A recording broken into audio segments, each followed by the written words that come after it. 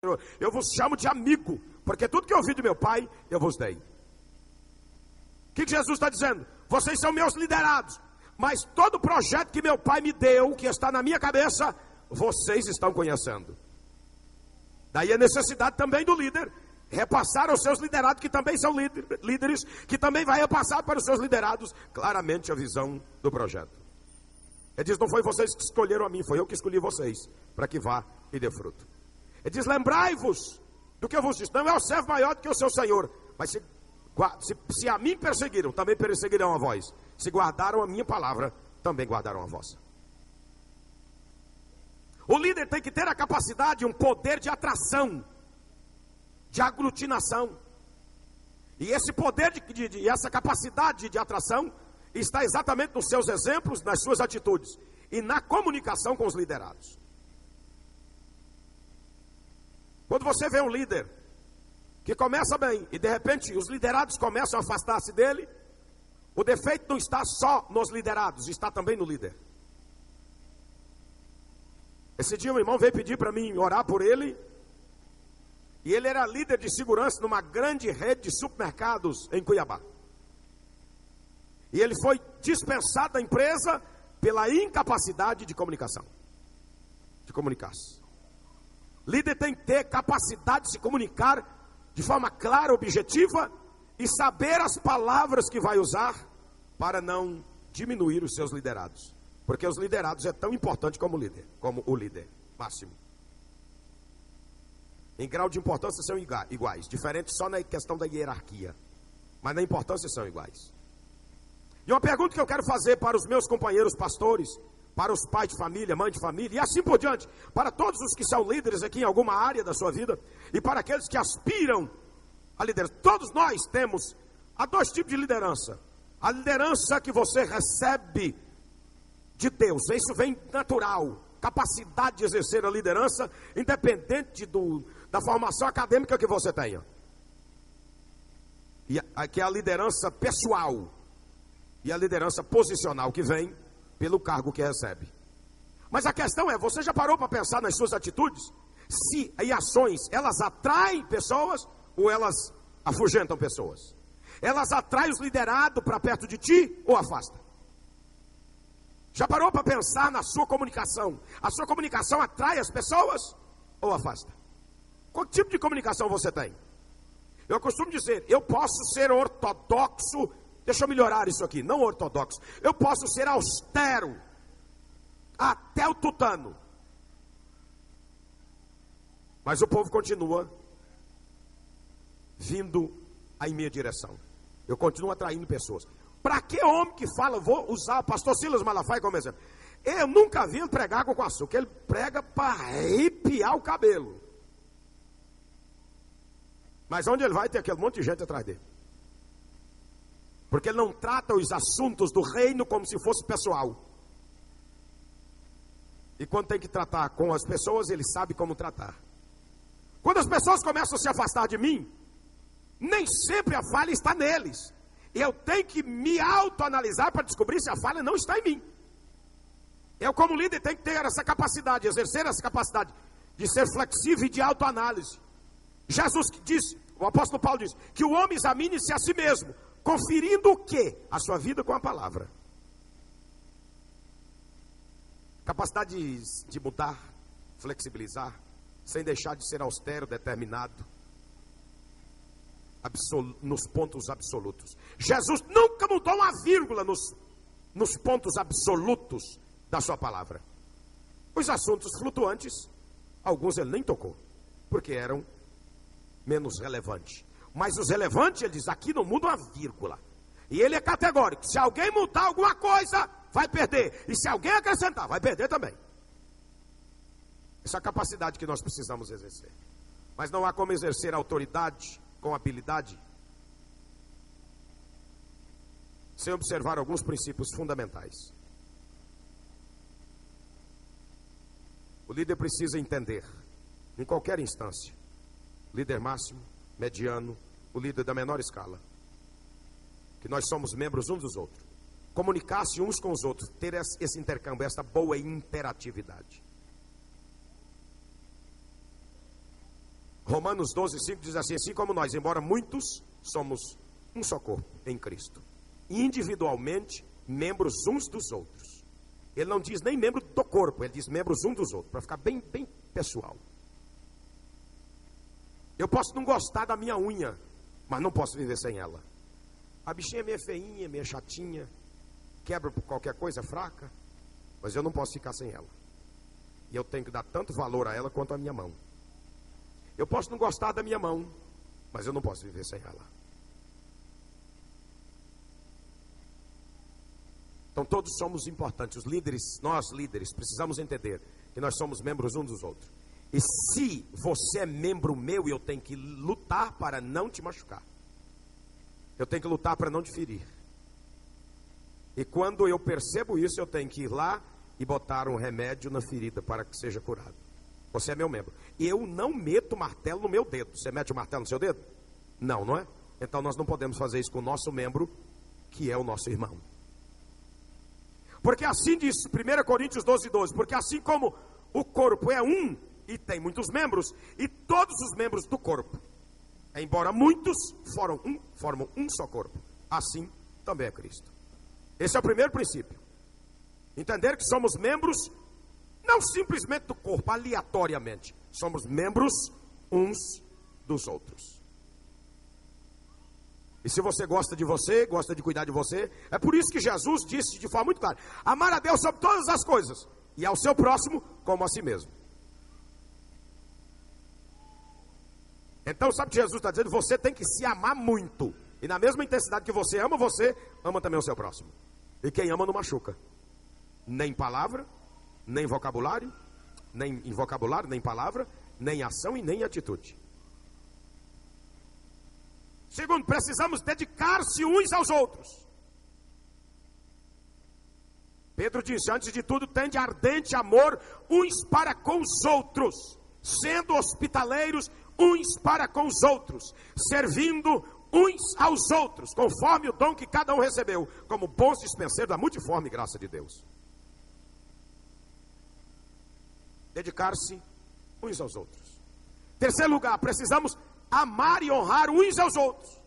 Mas isso tem que ser muito prático na nossa vida. Às vezes a gente trata o amor como se fosse apenas um conjunto de ideias. Amor é praticial. Na Bíblia de tradução corrigida, o apóstolo Pedro, ele fala do amor como caridade. Então eu quero usar aqui a palavra caridade. A caridade é ação. Caridade é a ação do amor. Porque não tem o exercício do amor sem obra. Do mesmo jeito que não tem fé sem obra, não tem amor sem obra. Precisamos amar uns aos outros e honrar uns aos outros. Honrar em palavras, ações e atitude. Por isso que Paulo, dizendo aos Romanos 12:10, ele diz: amai-vos cordialmente uns aos outros, com amor fraternal, preferindo-vos em honra uns aos outros. Do mesmo jeito que eu quero ser honrado, eu tenho que honrar aquele que está acima de mim e honrar aquele que está abaixo de mim, do ponto de vista de liderança. Filipenses 2:3, não façais nada nem por contenda ou por vanglória, mas com humildade, e considere os outros superior a si mesmo. Nunca queira ser maior do que ninguém. Um dia eu fui num lugar, e um determinado obreiro, companheiro de ministério, disse assim: não, porque Deus me usa assim, assado, frito, cozido, e bibibi, bababó, aquele negócio, eu calado. Aí vem e perguntou: como é que Deus te usa, meu santo? Eu digo: não sei. Ele me usa do jeito que ele quer. Tem dia que eu uso de um jeito, tem dia que eu uso de outro. Tem dia que ele me usa só na palavra, tem lugar que ele me usa em revelação, em profecia, um bocado que eu fico até assustado. Mas é ele que usa, do jeito que ele quiser. Hoje o culto de manhã não teve nada a ver com os outros dias. Cada dia está sendo completamente diferente do outro. E foi uma bênção. Você que não veio e podia vir, perdeu. Não façais nada por vanglória ou por contenda, mas por humildade. Tudo que eu fizer, eu tenho que tratar de tudo como reino de Deus, para atrair vidas para perto de mim. Em quarto lugar, precisa haver o mesmo propósito, o mesmo sentimento, uns para com os outros. Ora, o Deus de constância, Romanos 15:5, e de consolação vos deu o mesmo sentimento. esse mesmo sentimento, uns para com os outros, segundo Cristo. Jesus tem o mesmo sentimento de amor que tem pelo apóstolo Paulo, tem por você e tem por mim. Não há diferença. Ele nos ama igual. Para que unânimes e a uma só boca glorifiqueis ao Deus Pai de nosso Senhor e Salvador Jesus Cristo. Quando há um só propósito, um só sentimento, nós vamos glorificar a Deus intensamente, num só espírito, numa só alma, numa só fé. Por que o dia de Pentecostes todos foram cheios do Espírito Santo? Todos estavam no mesmo lugar, com o mesmo propósito, com o mesmo sentimento e na mesma oração. 1 Coríntios 12, 25. Para que não haja divisão no corpo, mas que os membros tenham igual cuidado uns para com os outros. Haver o mesmo propósito, o mesmo sentimento. Havendo o mesmo propósito, o mesmo sentimento, não há disputa. Porque quando a igreja do Senhor está, eu disse aqui outro dia, quando a igreja do Senhor está no foco da igreja primitiva, todo mundo tem o mesmo valor perante Deus e perante os irmãos. Sabe por quê? Porque nenhum ministério é considerado maior do que outro. Em quinto lugar, temos que admoestar uns aos outros. O que é admoestar? Aconselhar uns aos outros que têm o mesmo espírito e o mesmo propósito. Paulo diz em Romanos 15, 14: eu de minha parte, irmãos meus, estou persuadido a vosso respeito, que vós já estáis cheios de bondade e cheios de todo conhecimento e capazes vós mesmo de admoestar-vos uns aos outros. E ele diz a Timóteo: manda estas coisas, ensina-as, aplica-te. Aí ele diz: ninguém despreze a tua mocidade, mas se dê um exemplo para os fiéis na palavra, no procedimento, no amor, na fé e na pureza. Admoestar uns aos outros, não apenas na palavra, mas a palavra que sai dos meus lábios tem que ser compatível com as minhas atitudes e ações. Até que eu vá, aplica-te à leitura e à exortação e ao ensino. Em sexto lugar, servir uns aos outros. Paulo diz: porque vós, irmãos, Gálatas 5,13, fostes chamados à liberdade, mas não useis a liberdade para dar ocasião à carne. Antes, pelo amor, servi-vos uns aos outros. Porque com amor nós servimos uns aos outros, sem interesses secundários, sem interesses espúrios. Servimos porque amamos a Deus. E este amor de Deus, de Jesus Cristo, é derramado em nosso coração, e por isso nós amamos o outro. E exercemos este amor na prática. E aí ele dá um exemplo extraordinário, falando de um homem chamado Epafrodito. Um nome esquisito pra caramba, que eu jamais botaria o nome do meu filho esse nome. Mas o exemplo dele é extraordinário. Primeira vez que eu li esse versículo me chamou a atenção, pelo menos uns 10 anos atrás. Eu nunca esqueci desse versículo. Filipenses 2,25. Julguei contudo mandar-vos Epafrodito, meu irmão, cooperador, para servir uns aos outros. Nós temos que agir como irmãos, debaixo da doutrina do mesmo Pai, da disciplina do mesmo Pai, da demonstração do mesmo Pai, da submissão do mesmo Pai. Julguei contudo enviar-vos Epafrodito, meu irmão, cooperador. Cooperar não quando apenas te interessa, cooperar sempre, até nas atitudes adversas. E aí que você mostra que é cooperador. Companheiro na luta, não quando a luta está fácil, mas quando a luta está renhida. E vós sois enviado para me socorrer, sempre estarmos dispostos a socorrer as necessidades. Servir uns aos outros, sempre. Ajudar uns aos outros a levar a carga, sétimo lugar. Isaías 41, 6. Um ao outro ajudou, e ao seu companheiro disse: esforça-te, vamos embora, vamos seguir em frente. Levai a carga um dos outros, assim cumprireis a lei de Cristo. Não que eu tenho que pegar a tua carga e tu vai não, você tem que carregar sua carga. Quando eu percebo que você não está aguentando, eu vou e te ajudo. Pego de um lado da carga e digo: vamos embora, meu irmão, eu não te largo para trás de jeito nenhum. Nem que eu tenha que te carregar nas costas por um pedaço de tempo, mas nós vamos embora. Cada um prove a sua própria obra, e então terá motivo de glória somente em si, e não no outro. Eu não posso querer tripudiar o outro para receber glória, ou para receber honraria. Porque cada um levará o seu próprio fardo. Quando é que eu vou ajudar o outro a carregar o fardo dele? Quando ele está disposto também a carregar. Suportar uns aos outros em amor, sem estresse. Eu só te cumprimento porque você é crente. Nós vamos morar no mesmo céu, mas se eu pudesse, eu dava uma paulada na cabeça. Isso não é suportar, não, irmãos. Suportar na boa. Na boa. Tem pastores em São Paulo que não conseguem, quando encontram comigo, baixa os olhos. Que eles sabem o que eles aprontaram comigo. Eu cumprimento eles como se tivesse na vida nada. Aí um dia desse, apóstolo, alguém perguntou, mas isso não é hipocrisia? Eu disse, é capacidade de perdoar. É capacidade de perdoar. Aqui teve uma pessoa em Manaus que quando eu fui embora falou horrores de mim. Chegou a dizer que eu fui para São Paulo porque Cida tinha me pego com outra mulher na cama. Vê se pode um negócio desse. Alardeou isso para tudo quanto é lado. Isso foi uma das coisas mais pequenas. Hoje eu encontro com uma pessoa, eu faço de conta que eu não sei de nada. Cumprimento ela e ela manda do mesmo jeito. Pastor, não tem essa coragem, não tem condição de fazer isso não. Pô, então aprenda, santo. Eu aprendi as duras penas. Então, para você não passar pelo mesmo perrengue que eu passei, então aproveita, suportar o outro em amor. Com toda uma humildade, mansidão e longanimidade, suportando-vos uns aos outros em amor, procurando diligentemente guardar a unidade do Espírito no vínculo da paz. A Bíblia diz, bem-aventurado os pacificadores, disse Jesus. No Sermão do Monte, ele diz de forma muito clara, bem-aventurado os pacificadores, porque serão chamados filhos de Deus. E para pacificar, não é fácil. Nós temos que nos render, nós temos que nos abdicar, nós temos que ceder, e assim por diante. Ora, nós que somos fortes devemos suportar a fraqueza do mais fraco, e não agradar a nós mesmos. Eu não sou pai para fazer o que eu quero, o que é melhor para mim. Eu sou pai para fazer o que é melhor para os meus filhos. Não sou esposo para fazer o que é melhor para mim. Eu sou esposo para privilegiar a minha esposa. Não sou profeta da aliança com Deus para privilegiar a mim mesmo. Eu sou profeta da aliança com Deus para privilegiar a aliança com Deus, que é a vontade de Deus. Portanto, cada um de nós agrade ao seu próximo, visando o que é bom para edificação.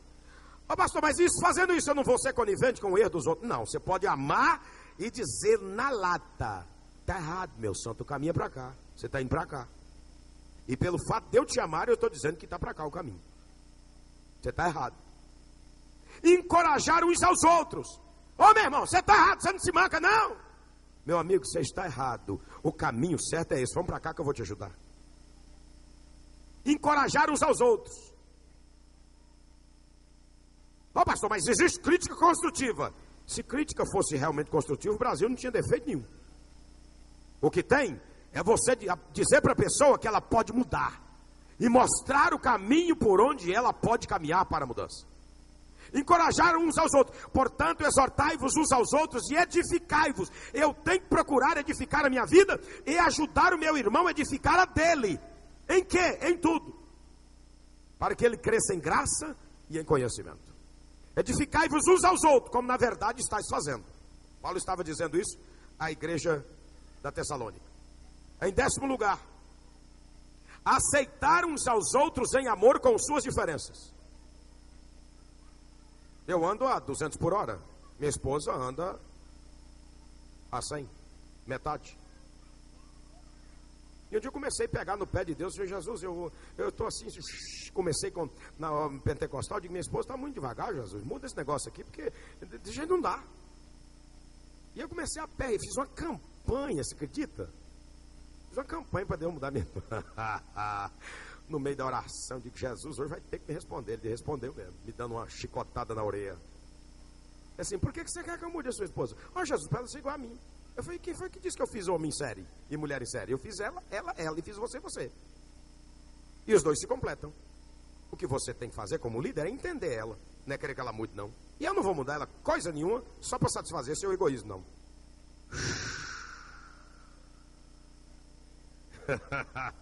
Murchei. Antigamente, sabe como é que eu fazia quando eu comecei no aprender canção? Chegava nas igrejas, eu dizia, ô pastor, convida minha esposa para dar uma palavra. Ela prega não, mas vai ter que aprender na paulada. Ela detesta falar em público. Nos bastidores ela é bom, mas em público, falar de público é ruim, hein? Ela até vai, mas não gosta de se convidar de jeito nenhum. E eu tenho que respeitar isso aí. Ninguém é igual. Eu digo que Jesus me deu essa bronca, passei a defender ela. Sua esposa praga, pastor? Não, só ora por mim. Ela não dá nem uma palavrinha. Eu digo, pergunta para ela, se ela quiser dar a palavra bem, senão.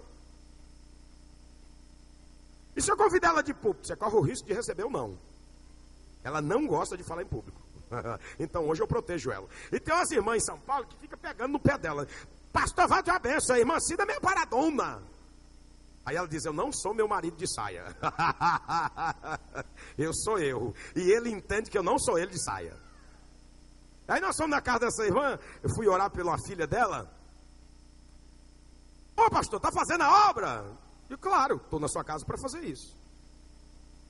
E a senhora, irmã, se está fazendo a obra? Está direto. É mesmo? Está orando por mim todo dia. É minha intercessora mor. Meu ministério é o que é por causa da intercessão dela. E sabe que eu fiquei feliz um dia desse? Eu estava numa cidade chamada Bebedouro, interior de São Paulo. E eu fui entrar num culto de libertação da pesada. O negócio estava estreito. Quando eu vi o cara do culto, que o trem aqui hoje está esquisito. Liguei para casa, estava todo mundo em casa, era um feriado. Falei, meu bem, ora aí uns 10 minutos por mim aí, os meninos juntos, eles aí para orar por mim, que o trem aqui está feio. Quando eu terminei o culto, Deus fez o extraordinário naquele culto. Terminou o culto, Deus toma um profeta e diz assim, ei, sabe por que eu fiz o que fiz? Porque os teus rebentos e a tua varoa estavam orando por ti em casa. É por esta razão que eu manifestei o meu poder aqui de forma extraordinária. E aí, a partir desse dia, eu ainda valorizei muito mais a minha caboquinha. Por isso que ela luta por mim. Eita Jesus. Para que unânimes a uma boca glorifiqueis a Deus, Pai de nosso Senhor Salvador Jesus Cristo. Portanto, recebeis uns aos outros, como também Cristo nos recebeu. Você já imaginou se nós tivéssemos atitudes de indiferença? Ou se Jesus tivesse as mesmas atitudes que às vezes a gente tem com as pessoas? Nós estávamos todos condenados, irmãos. Em 11º lugar, já estou terminando. Sujeitar uns aos outros em amor. Sujeitando-vos uns aos outros em amor. Pelo qual sofro a ponto de ser preso como malfeitor, mas a palavra de Deus não está presa. Por isso tudo suporto, por amor dos eleitos, para que também eles alcancem a salvação que há em Cristo Jesus com glória eterna. Sujeitar uns aos outros em amor, mesmo com as diferenças. Em último lugar, valorizar e saudar as pessoas pelos seus feitos, uns dos outros. E uma coisa, eu tenho certeza que o apóstolo Paulo Ribeiro faz